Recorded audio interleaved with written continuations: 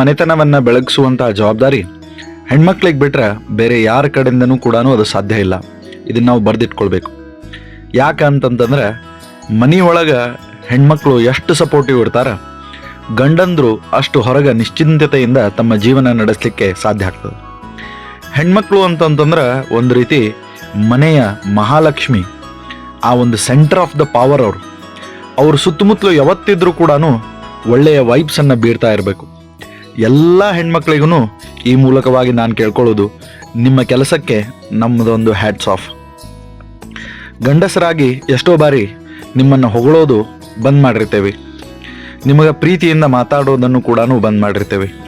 ಆದರೆ ನೀವು ಮಾತ್ರ ಯಾವತ್ತಿದ್ರೂ ನಾವು ಎಷ್ಟೇ ಸಿಟ್ಟಿನೊಳಗಿದ್ರು ಏನೇ ಇದ್ರೂ ಅದನ್ನೆಲ್ಲ ಬದಿಗೊತ್ತಿ ಪ್ರೀತಿಯಿಂದ ಕೆಲಸ ಕಾರ್ಯಗಳನ್ನು ಮಾಡ್ಕೋತ ಹೋಗ್ತೀರಿ. ಬಹುಶಃ ಅದಕ್ಕೆ ತಾಳ್ಮೆಯ ಸ್ವರೂಪ ಅಂತ ಹೇಳಿ ಆ ದೇವರು ನಿಮ್ಮನ್ನು ಕರೀತಾರೆ. ಇಂತಹ ತಾಳ್ಮೆ ಸಮಾಧಾನ ನಿರಂತರವಾಗಿರಲಿ ಅಂತನ್ನುವುದೇ ನನ್ನ ಕಳಕಳಿ. ಯಾಕಂತಂದ್ರೆ ಎಷ್ಟೋ ಬಾರಿ ಹೆಣ್ಮಕ್ಳು ಫ್ರಸ್ಟ್ರೇಟ್ ಆಗಿಬಿಡ್ತಾರೆ.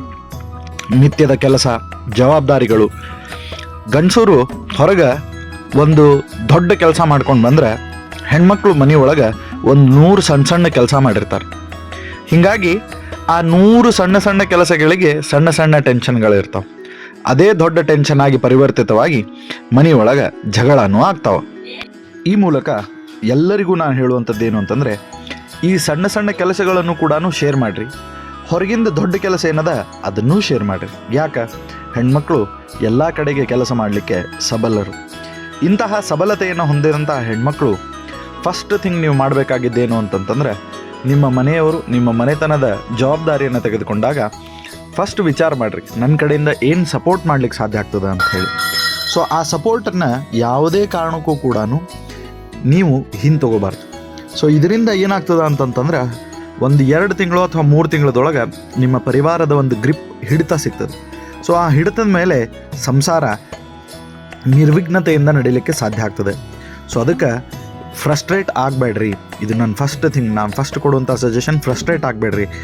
ಎಲ್ಲವನ್ನು ಬದಲಾಯಿಸ್ಬೋದು. ಕಾಲ ಎಲ್ಲವನ್ನು ಬದಲಾಯಿಸ್ತದೆ. ಎಲ್ಲವನ್ನು ಬದಲಾಯಿಸುವಂತಹ ಕಾಲ ನಿಮ್ಗೆ ಒಳ್ಳೇದು ಮಾಡೋಂಗಿಲ್ಲೇನೋ, ಅವಶ್ಯವಾಗಿ ಮಾಡೇ ಮಾಡ್ತದೆ. ಆ ಪ್ರಯತ್ನ ಎಷ್ಟೋ ಹೆಣ್ಮಕ್ಳು ಇವತ್ತಿಗೂ ಕೂಡ ಮಾಡ್ತಾ ಇದ್ದಾರೆ. ಅಂತ ಎಲ್ಲ ಹೆಣ್ಮಕ್ಳಿಗೂ ಕೂಡ ಒಳ್ಳೆಯದಾಗಲಿ. ನೀವು ನಿಮ್ಮ ಮನೆತನವನ್ನು ನೀವು ನಡೆಸ್ಕೊಂಡು ಹೊಂಟಿರಿ. ಎಲ್ಲ ರೀತಿಯಾದಂಥ ಒಳಿತನ ಆ ದೇವರು ನಿಮಗೆ ಮಾಡಲಿ. ಬಟ್ ಈ ಪ್ರೊಸೆಸ್ ಒಳಗೆ ಯಾವುದೇ ಕಾರಣಕ್ಕೂ ಸೋಲ್ಬೇಡ್ರಿ. ಜಯ ನಿಮ್ಮದು ಆಗೇ ಆಗ್ತದೆ.